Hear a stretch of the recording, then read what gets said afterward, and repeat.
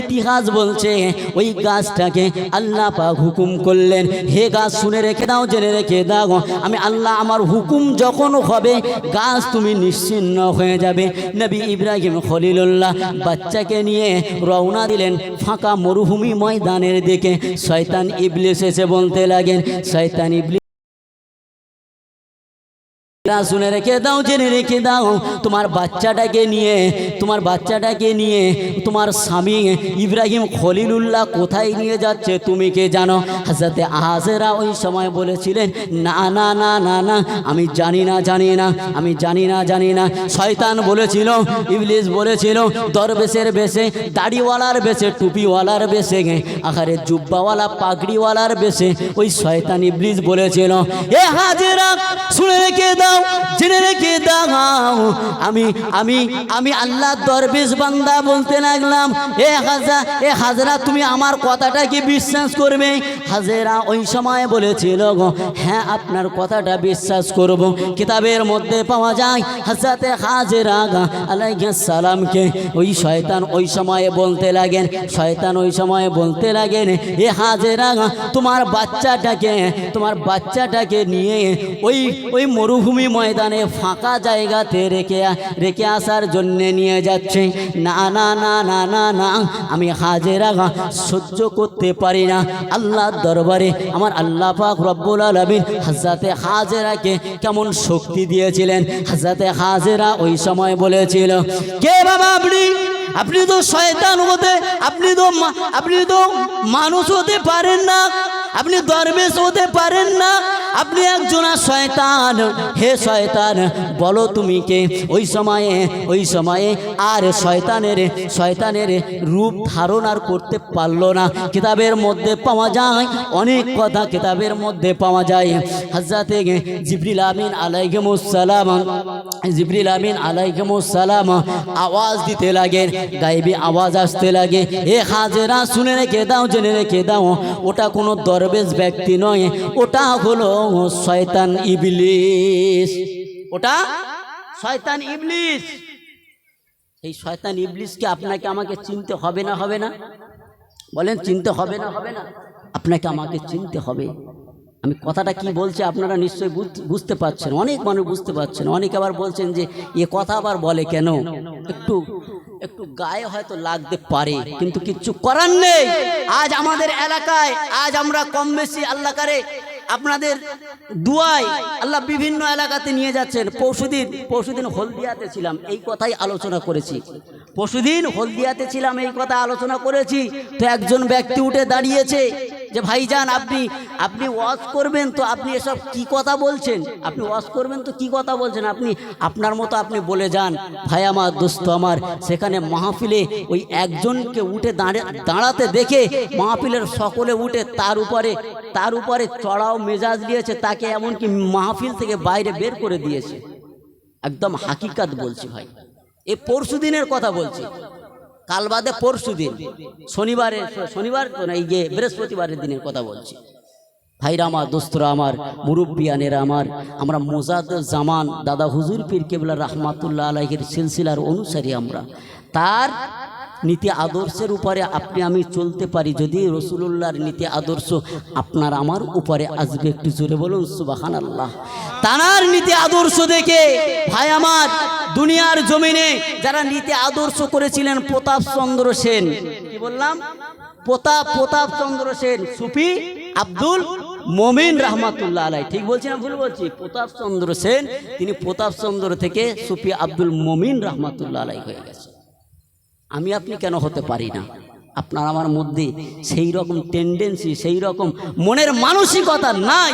শুধু নামাজ পড়ে যাচ্ছি, রোজা রেখে যাচ্ছি, হজ করে যাচ্ছি, যাকাত দিয়ে যাচ্ছি, আমরা মনে করছি যে ইসলামের এই তো বিধান, এই তো মেনেই যাচ্ছি, আমাদের সব কিছু হয়ে যাচ্ছে। না ভাই, এগুলো আপনার আমার, তার মধ্যে আপনাকে আমাকে চিন্তা করতে হবে, ফিকির করতে হবে যে আপনার আমার নামাজ, আপনার আমার রোজা, আপনার আমার হজ, আপনার আমার যাকাতটা আপনার আমার কাজে আসছে তো নাকি? এই চিন্তা ভাবনা আপনাকে আমাকে করতে হবে। এই ফিকির নিয়ে যদি আমি আপনি একটু চিন্তা করি, তাহলে দুনিয়ার জমিনে আপনার আমার কাছ থেকে সুদ নামক জিনিসটা দূরে সরে যাবে। ঠিক বলছি না ভুল বলছি? ঘুষ নামক জিনিসটা দূরে সরে যাবে। ঠিক বলছি না ভুল বলছি? জুয়া নামক জিনিসটা দূরে সরে যাবে। ঠিক বলছি না ভুল বলছি? একজন ভাই আপনার গাড়ি থেকে আসছিলাম, আসার পথে দুইজন ট্রেনে আসছে, তো দুইজন গল্প করছে, মানে দুইজন সব আপনার কিনা লটারি কেটেছে। তো লটারিওয়ালা দুজনের মধ্যে গল্প হচ্ছে, বলছে ভাই আমি খুব বড় একটা মুসিবতের মধ্যে পড়ে আছি। আমি বললাম ভাই কি মুসিবত? সে আমার ইউটিউবে দেখে আমাকে চিনতে পেরেছে যে ভাইজান একটু দোয়া করবেন, খুব মুসিবতের মধ্যে পড়ে আছি। আমি নেমে আসছি, সোনারপুর নামার পথে ওই ব্যক্তিটা বলছে ভাইজান আমি খুব মুসিবতের মধ্যে পড়ে আছি, একটু দোয়া করবেন। আমি বলি ভাই কী মুসিবতে আছো?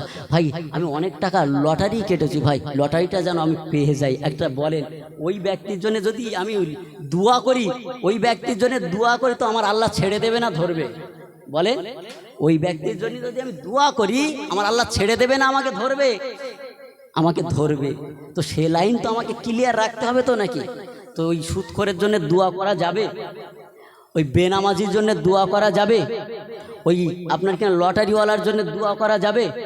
দোয়া করা যাবে না। একটাই মাত্র দোয়া হবে, আমি বললাম আল্লাহ তোমাকে হেদায়েত করুক, আল্লাহ তোমাকে হেদায়েত করুক। লোকটা সঙ্গে সঙ্গে থমকে গিয়েছে, ভাই আপনি কি কথা বললেন? আমি বলি হ্যাঁ পারফেক্ট কথা বলেছি।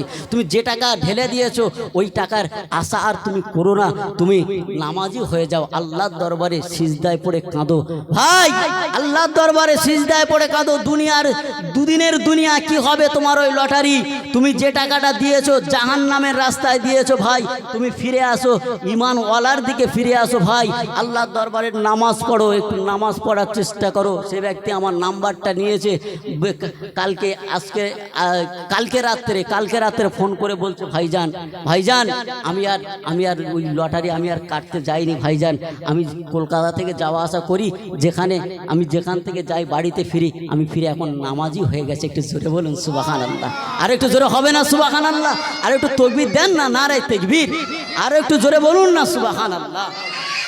ভাই আমার দোস্ত আমার, আপনাকে আমাকে চিন্তা করতে হবে যে আমি আপনি কোন কাজে কোন জিনিসটা কোন জায়গায় লাগাচ্ছি, যদি আমি আপনি চিন্তা করতে পারি, আমি একটু বুঝতে পারবো। আপনারা হয়তো মনে মনে ভাবছেন যে হয়তো ফেক কথা বলছে, না, প্রুফ আমার কাছে আছে। এ পর্যন্ত আল্লাহ পাকে আপনাদের দুয়ায় প্রসঙ্গে কথাটা উঠে এসেছে, তাই বললাম। এ পর্যন্ত আপনাদের দুয়ায় দুইজন ব্যক্তিকে গায়ের কওম ভাইকে হাতে হাত দিয়ে ঈমানওয়ালা করেছি। একটু জোরে হবে না সুবহানাল্লাহ? আল্লাহ আপনাদের দোয়া, এই দিনের দাওয়াতে শুধু যে আমাদের এই ঈমানওয়ালার কাছে দাওয়াত দেওয়া হচ্ছে তা নয়, আমাদের মূল দায়িত্ব হচ্ছে যারা ঈমানওয়ালার বাইরে আছে তাদেরকে আমাদের দায়িত্ব, তাদেরকে ধরে তাদেরকে বোঝানো, তাদের কাছে দিনের দাওয়াতটা দেওয়া, রিসালাতের দাওয়াত দেওয়া, একত্ববাদের দাওয়াত দেওয়া, তাদেরকে বোঝানোর কথা বলা হচ্ছে। ভাই তো যাই হোক, আমি যে কথাটা বলছিলাম বলতে এদিকে চলে আসলাম। একটু আলোচনা হবে তো না শেষ করে দেবো? একটু আলোচনা হবে না শেষ করে দেবো? আমি ঘটনাটা শেষ করবো না মানে শেষ করে দেবো? বলে আপনারা যেটা বলবেন আমি সেটা করবো। আপনাদের এলাকার ছেলে, আমি বেশি দূরের লোক নয়। আপনারা কি বলতে চাইছেন একটু বলেন না, ঘটনাটা শুনবেন না শেষ করে দেব? রান্না প্রায় হয়ে এসেছে, শর্টে শেষ করে দেবো, তাই তো? আচ্ছা, রান্নার খবরটা নেন, আমি সেই হিসাবে শেষ করে দেবো ইনশাআল্লাহ। আল্লাহ পাক রব্বুল আলামিন আপনাকে আমাকে সকলকে শোনা এবং বলার থেকে বেশি বেশি করে আমল করার তৌফিক দান করুন। সকলে বলুন আমিন। আমার কথা একটাই, মূল বিষয়বস্তু একটাই, কি আপনাকে আমাকে পূর্ণাঙ্গ রূপে ঈমানওয়ালা হতে হবে। হযরতে ইব্রাহিম খলিলুল্লাহ কেমন ঈমানের পরীক্ষা দিচ্ছেন একটু দেখেন। ও জওয়ান যুবকেরা, ও আমার মুরব্বিয়ানেরা, আমার আল্লাহ পাক বললেন, কে নবী ইব্রাহিম শুনে রেখে দাও, জেনে রেখে দাও, আমি আল্লাহ পাক রব্বুল আলামিন জানিয়ে দিলাম দুনিয়ার জমিনেতে আমি আল্লাহ পাক রব্বুল আলামিন তোমার যে সন্তান দিয়েছি ইব্রাহিম রেগে, আমি আল্লাহ পাক আমার রাস্তায় তোমাকে কুরবান করতে হবে। আল্লাহ পাক রব্বুল আলামিনের দরবারে নবী ইব্রাহিম খলিলুল্লাহ